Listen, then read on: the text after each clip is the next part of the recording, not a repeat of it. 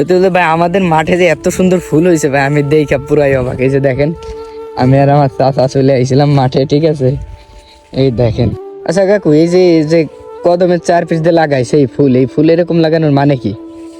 এই ফুলগুলা এই কদমের চারপাশে লাগানোর মানে হলো একটাই, যে এই ফুলগুলা দেখে মৌমাছি, ভ্রমর এগুলা এই ফুলের পার আসবে।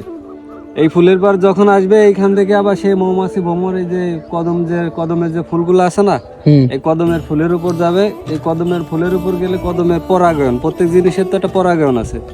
তা মনে করো যে এইখানে যখন এই ফুল দেখে আকৃষ্ট হয়ে যারা আসবে, যে সব মৌমাছি, ভ্রমর, ওরাই আবার এই কদম ফুলের উপরে পড়বে।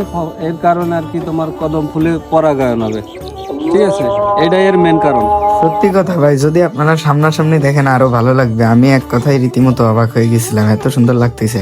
হলুদ লাল এর মধ্যে এত সুন্দর ফুল, আর পেঁয়াজের চারপাশে লাগাইছে। তো যদি এটা একটা উপকারী গাছ, এটাই নাকি তেল হয় না, না কি যেন হয়।